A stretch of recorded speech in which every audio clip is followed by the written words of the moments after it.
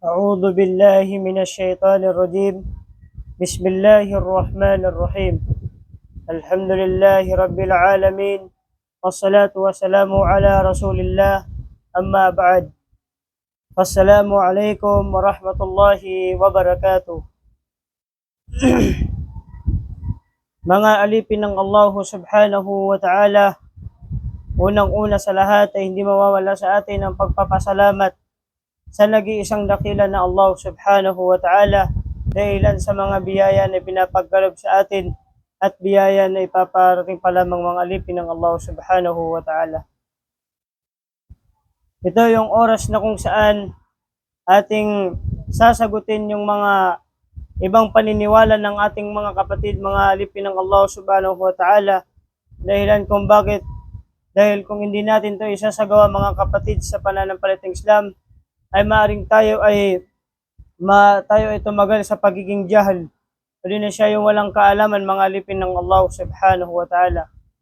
Ating itutuwid yung salita na kung saan kanilang sinasabi na dalawa daw ang iwinahi sa Nabi sallallahu alaihi wasallam. Ngayon ito ay bibigyan natin ng usapin upang ating maiklaro o maliwanagan ng ating mga kapatid sa pananampalatayang Islam.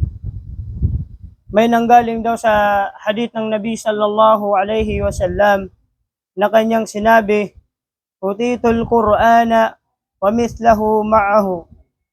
Sinabi raw ng Nabi sallallahu alaihi wasallam, ang kanyang ibig sabihin, mga alipin ng Allah subhanahu wa ta'ala, sinabi daw ng Rasulullah sallallahu alaihi wasallam, ipinagkaloob sa akin ng Allah ang Quran at ang katulad niya na kasama niya.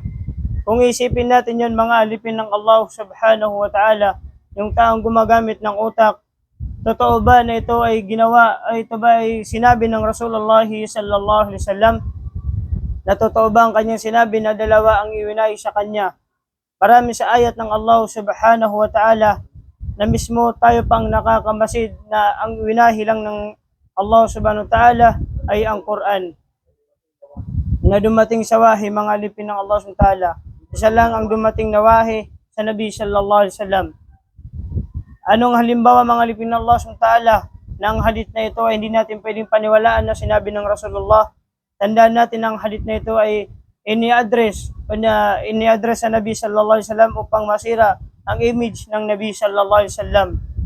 Dahil sinabi ng Allah subhanahu wa ta'ala kung anong sifat ng Nabi sallallahu alaihi wasallam, ang Nabi sallallahu alaihi wasallam, na kinuwento ng Allah kanyang sifat ng Nabi sallallahu alaihi wasallam ay ang Nabi sallallahu alaihi wasallam ay siya ay may sifat na wa ma yantiq anil hawa. Yung Nabi sallallahu alaihi wasallam ay hindi siya nagsasalita ng kanyang opinion, hindi na sa kanyang sarili lamang, mga alipin ng Allah. Bagkus ang Nabi sallallahu alaihi wasallam ay siya ay naghihintay muna ng wahi. Naghihintay muna ang Nabi sallallahu alaihi wasallam ng wahi bago direct na sumagot ang Nabi sallallahu alaihi wasallam.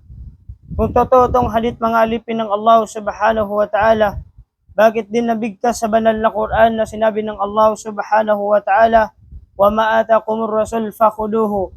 Kung ano ang ipinagkaloob sa inyo ng inyong sugo, ay kunin niyo siya. Mga alipin ng Allah subhanahu wa ta'ala, nabigkas ng Allah subhanahu wa ta'ala sa banal na Quran, "Wa ma atakumur rasul fakhuduhu." Nang kanyang meaning, mga alipin ng Allah subhanahu wa ta'ala, ang pinarating sa inyo ng Nabi sallallahu alaihi wasallam ay kunin niyo. Yung tao na gumagamit ng utak, mga alipin ng Allah subhanahu wa ta'ala, ang kanyang meaning ay siya yung Quran, mga alipin ng Allah subhanahu wa ta'ala. Na kung sasabihin ng tao na kasama yung hadith, masasabi ng Nabi ng Allah subhanahu wa ta'ala sa damir na salitang yun ay mabigkas yun na huma, ngunit sinabi ng Allah na hu, pang single lang, mga alipin ng Allah subhanahu wa ta'ala. At yung nagsasabi na may katulad yung Quran, mga alipin ng Allah subhanahu wa ta'ala, ay tanda yun sa tao na siya ay masyado niyang sinubrahan ng Allah subhanahu wa ta'ala. Siya ay nagkafir sa Allah subhanahu wa ta'ala. Dahil ano sinabi ng Allah subhanahu wa ta'ala sa Surat Al-Isra, ayat 88, ika ng Allah subhanahu wa ta'ala, na kahit ang siyang katauhan at ang mga jin ay sila ay magtipon-tipon upang gumawa ng katulad ng Quran, ay na kahit sila ay magsama-sama upang magtulungan sa isa't isa, ay kailanman ay hindi nila magagawa ang katulad ng Quran, mga alipin ng Allah subhanahu wa ta'ala. Doon pa lang mga alipin ng Allah, ating natapalan yung salita ng Nabi sallallahu alaihi wasallam na kanyang sinabi na ibinahi sa kanya yung Quran at yung Hadith. Ngunit mga alipin ng Allah subhanahu wa ta'ala, bago natin to tatanggapin mga alipin ng Allah, subhanahu wa ta'ala, tayo muna ay magdalawang isip kung ito ba ay sahih o khata, mga alipin ng Allah subhanahu wa ta'ala. Na mga alipin ng Allah subhanahu wa ta'ala, ang ipapahuli ko lang dito ay ang aming itinatayo mga alipin ng Allah, yung pagsunod natin sa banal na Quran, ang pagsunod din sa Nabi sallallahu alaihi wasallam, at ang pagsunod sa Allah subhanahu wa ta'ala. Anong sinabi ng Nabi sallallahu alaihi wasallam nung hindi pa siya namatay, na binigyan niya ng payo ang kanyang mga sahaba? Anong sinabi ng Nabi sallallahu alaihi wasallam? Ballighu anni walau ayah. Ika ng Nabi sallallahu alaihi wasallam, sampayin no kunyo tigong Nabi sallallahu alaihi wasallam sa apya buha ayah. Nasubsuan namin mga uripon Allah subhanahu wa ta'ala na diamir kayo di sampaya sa Quran, mga ayat to Allah subhanahu wa ta'ala, na pitarupan no Allah subhanahu wa ta'ala sa suratul Kahf sa ayat 29, wa qulil haqqu min rabbikum. Tigo Allah subhanahu wa ta'ala na taruang kasubnar kun kukad ng ka mga uripon Allah subhanahu wa ta'ala. Iman to mga uripon Allah na diamir kayo di taro sa benar as kanyan sa Quran.